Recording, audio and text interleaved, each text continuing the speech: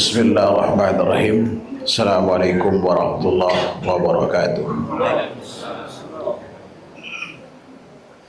Innal hamdalillah nahmaduhu wa nasta'inuhu wa nastaghfiruh wa na'udzu billahi min shururi anfusina wa sayyiati a'malina may yahdihillahu fala mudilla lahu wa may yudlilhu fala hadiya lahu. Asyhadu an la ilaha illallah wahdahu la syarika lah wa asyhadu anna Muhammadan abduhu wa rasuluh la nabiyya ba'da.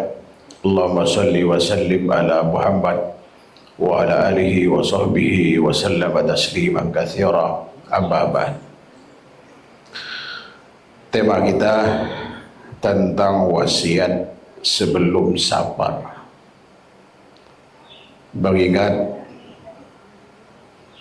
safar ini safar yang panjang, bukan hanya jaraknya tetapi juga waktu berpisahnya kita dengan keluarga hampir 1 bulan. Secara jarak kurang lebih 8.000 kilometer. Rasulullah SAW pernah bersabda dalam banyak riwayat, baik riwayat Imam Bukhari, Muslim,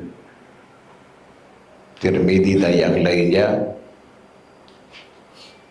Di antaranya dari sahabat mulia Abdullah bin Umar, ma haqqum mri'in lahu syai'un yuridu an yuwassi. Tidaklah hak seorang yang memiliki sesuatu yang ingin diwasiatkan lalu kemudian yabitu lailatain illa wa wasiyatuhu maktubatun indah. Jadi tidaklah hak seorang yang memiliki sesuatu yang ingin diwasiatkan itu bermalam selama 2 malam, melainkan wasiat itu sudah dipastikan tertulis di sisinya, dan ada yang masih menggunakan tidak halal gitu ya. Karena ya sahabat mulia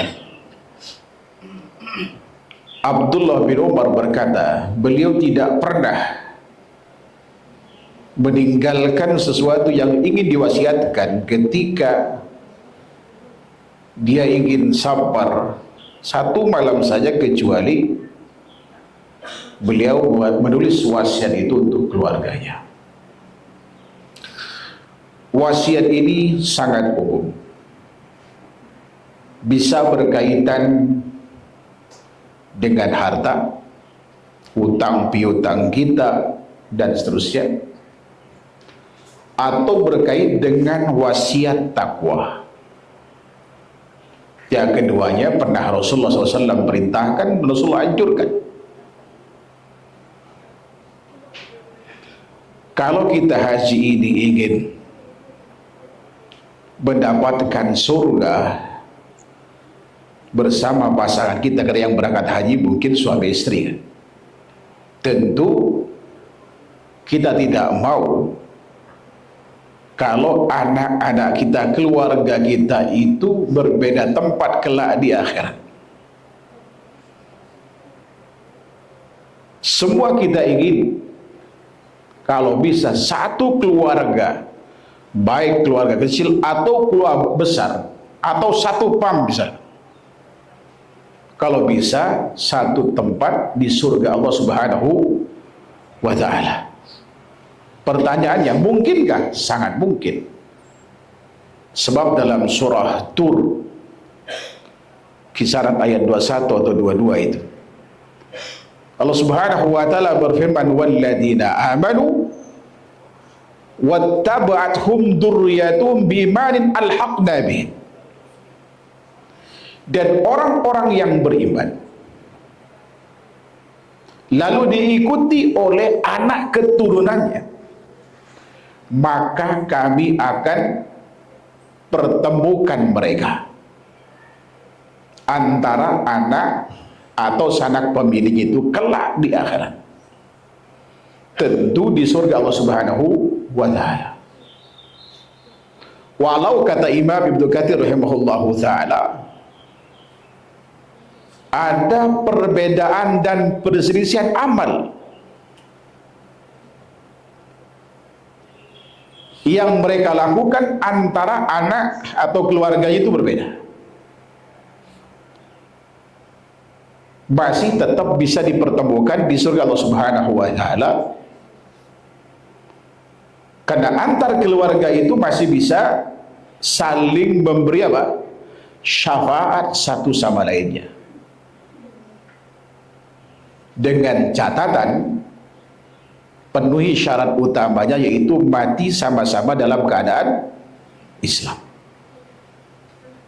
dan itu syarat utamanya. Di samping itu, sebelum kita berangkat meninggalkan mereka, kita tinggalkan pesan, baik yang berkaitan dengan kewajiban kita, misalkan kita punya hutang, ya kan? Kita wasiatkan pada anak kita bahwa hutang kita sekian dan jatuh tempo tanggal sekian, dan cara membayarnya ini ada duit dan seterusnya. Atau kemudian harus menjual aset, tetap harus dijual aset itu, karena kita tidak tahu perjalanan ini apakah kemudian kita akan kembali bertemu dengan mereka atau tidak.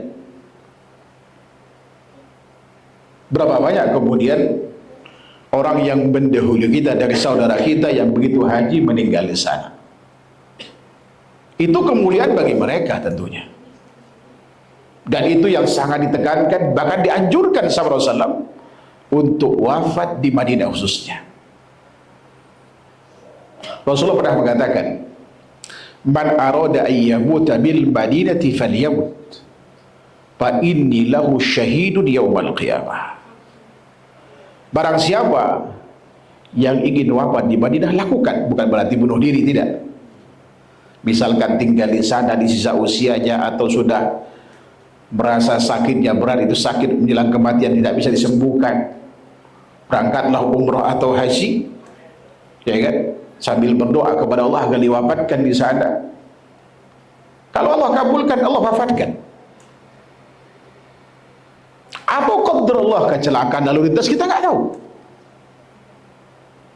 atau terjatuh, atau kemudian terinjak-injak di saat tawaf ataupun sa'i, atau di saat melempar jumroh dan lain-lain, sebagaimana umumnya terjadi. Apapun sebab kematian itu, ya kan, yang pasti kita harus telah menitipkan pesan kita pada anak-anak kita. Andai kata kembali, alhamdulillah. Andai kata tidak, ini yang penting untuk kita lakukan wasiat. Di samping yang berkaitan dengan harta kita, juga wasiat tentang apa? Apa yang mesti mereka lakukan, yang merupakan kewajiban kita sebagai orang tua, yang merupakan hak anak, yaitu wasiat takwa. Jadi wasiat takwa sangat umum sekali. Bahkan Nabi kita Muhammad SAW, salah satu dari wasiat menjelang, ya kan, akhir hayatnya itu, wasiat yang sangat familiar, adalah wasiat takwa. Dalam riwayat Imam Abu Dawud, Tirmidzi dan Ibnu Majah dari sahabat mulia Irbad bin Sariyah, sahabat mulia pernah menuturkan, wa adzana Rasulullah sallallahu mau'idatan darafat minhal uyun wajilat minhal qulub, faqulna ya Rasulullah ka'annaha mau'idatun muwadda'in fa'ausina biha. Suatu waktu Rasulullah mengasih wasiat pada sahabat itu, wasiat yang membuat hati berlinang, air mata berlinang, hati gemetar. Kami punya firasat, jangan-jangan ini wasiat terakhirmu ya Rasulullah, jangan-jangan ini wasiat perpisahan. segera wasiatkan kepada kami. Saat itu Rasulullah berpesan, usikum bitaqwallah, aku wasiatkan kepada kalian untuk senantiasa bertakwa kepada Allah. Dan itu juga wasiat Allah kepada kita secara umum, sebagaimana ayat yang sering kita dengar dalam khutbah Jumat, ya ayyuhalladzina amanu taqullaha haqqa tuqatih wa la tamutunna illa wa antum muslimun. Hai orang beriman, bertakwalah kalian kepada Allah sebenar-benar takwa, dan janganlah kalian sekali-kali mati kecuali dalam keadaan Islam. Wasiat ini bisa kita wasiatkan kepada anak kita. Wasiat ini kita bisa wasiatkan kepada anak kita agar mereka senantiasa bertakwa kepada Allah Subhanahu wa taala.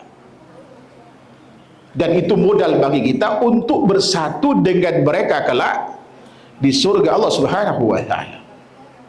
Was-sam'i wa ta'ah, mendengar dan taat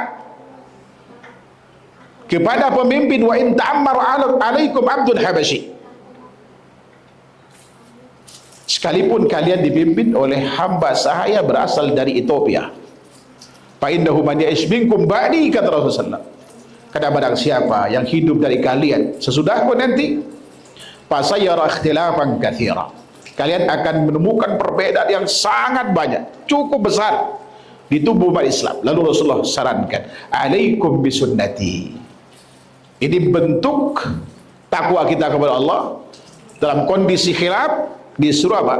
Berpegang teguh kepada sunnah Rasulullah SAW. Dan itu jalan keselamatan kita, jalan ke surga kita, jalan keselamatan para sahabat, para tabi, dan orang yang mengikutinya, baik orang tua kita ataupun anak keturunannya.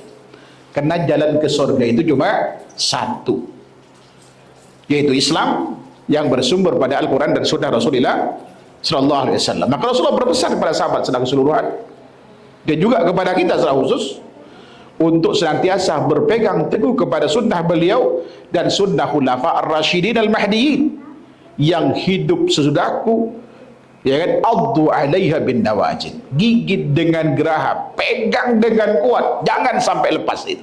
Karena itu jalan satu-satunya keselamatan kita dan juga anak-anak kita. Wa iyyakum wa muhdatsatil umur fa inna kulla muhdatsatin bid'ah wa kulla bid'atin dhalalah. Dan hindari oleh kalian mengada-ada dalam agama, karena setiap yang diada-ada itu bid'ah, dan setiap bid'ah itu adalah kesesatan. Dan ada tambahan redaksi dalam riwayat Imam Nasai dari sahabat mulia Jabir bin Abdullah, dalam khutbah hajanya Rasulullah mengatakan, wa kullu dhalalatin binnar, dan setiap kesesatan itu ujungnya neraka. Wasiatkan kepada anak kita, kalau saya meninggal nanti di Mekah, jangan diadakan apa? Kenduri, tahlilan dan seterusnya. Karena itu tradisi sejatinya tidak ada dalam masyarakat kita Indonesia, itu baru ada belakangan. Tidak ada dalam mazhab Syafi'i, apalagi Imam Syafi'i tidak pernah melakukannya, tidak pula tabi dan tabi, tidak pula sahabat, apalagi Rasulullah SAW. Jangan pernah melakukan itu. Atau pesankan kepada andai kata aku wafat, ya kan? Maka kalau anda punya harta, hajilah atas namaku, umrohlah atas namaku, berbuat baiklah kepada teman-teman baikku. Karena itu yang diajukan oleh Rasulullah SAW. Santuni anak yatim, santuni janda, penuhi janji-janjiku yang belum terlunasi misalkan, atau bersedekah, atau infak fisabilillah. Apakah bangun masjid, atau kemudian bangun pesantren, sehingga pahalanya terus ngalir pada orang tua kita walaupun sudah wafat. Atau kemudian kita sebagai orang tua melarang pada anak kita jangan misalkan melanggar syariat. Yang tadinya anak nggak pakai jilbab, kita katakan kalau kamu nggak pakai jilbab, papa dan ibu berbebas diri dari dosa, kamu tanggung sendiri. Kalau kamu sayang sama saya, ya kan, pakailah jilbab. Selama anak itu pakai jilbab, kena perintah orang tuanya, selama itu anak dapat pahala, dan itu bentuk bakti pada orang tua. Di saat yang sama orang tua juga dapat pahalanya. Ya kan? Perbanyak istighfar atas namaku. Berdoalah kebaikan kepada Allah untukku. Ini semua amal disyariatkan.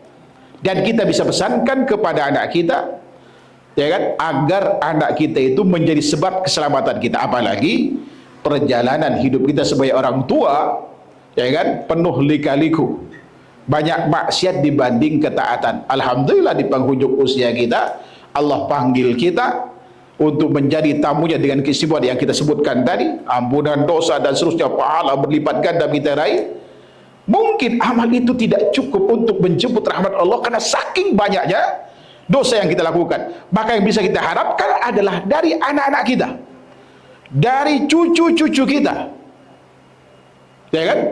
Maka misalkan sebelum harta dibagi sebagai waris, kita boleh berpesan pada anak kita, sepertiganya tolong jadikan beasiswa buat anak penghafal Quran yang pintar. Sekolahkan sampai S2, S3. Kalau kelak ini jadi ustadz, dia hafal Quran, setiap huruf yang dia baca, kita dapat pahala sebagai orang tua itu. Kalau anak melakukan itu. Yang kedua, kalau dia mengamalkannya untuk dirinya dari Al-Quran itu, orang tua kita dapat pahala, anak juga dapat pahala. Kalau dia menjadi dai, kalau dia menjadi sebab orang lain mendapatkan hidayah Allah, sejumlah orang yang mendapatkan hidayah karena anak kita, karena orang yang kita biayain sekolah tadi itu, dari sepertiga duit maksimal wasiat kita sebelum dibagi waris, dan anak ini menjadi soleh dan jadi dai, sejumlah orang yang mengamalkan ilmunya, kita dapat pahala. Bagi orang kaya sangat mudah sebetulnya untuk masuk surga, karena dengan harta itu, atau kemudian wasiat pada anak, suruh wakaf, bangun masjid. Allah Subhanahu wa ta'ala siapkan tempat di surga sebesar masjid yang dibangun.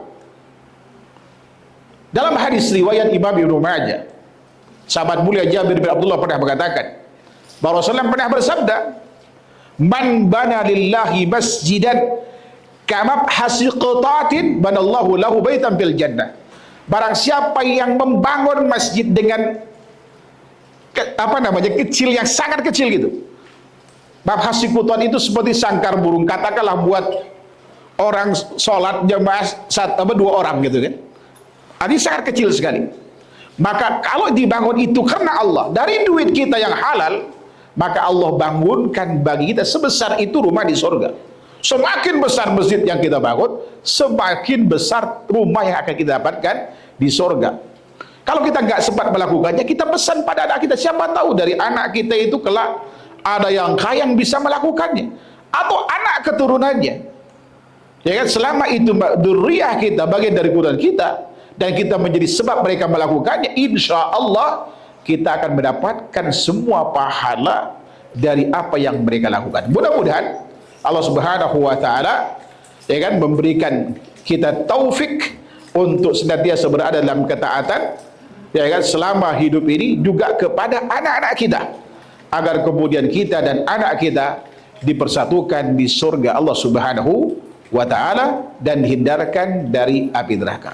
Wallahu ta'ala alam, wa sallallahu Muhammad wa ala alihi wa sahbihi wasallam. Subhanakallahumma wa bihamdika asyhadu an la ilaha illa anta astaghfiruka wa atubu ilaik. Assalamualaikum warahmatullahi wabarakatuh. Labbaik Allahumma labbaik. Labbaik Budaya Safari, hidupkan sunnah, jalin ukhuwah, raih barokah.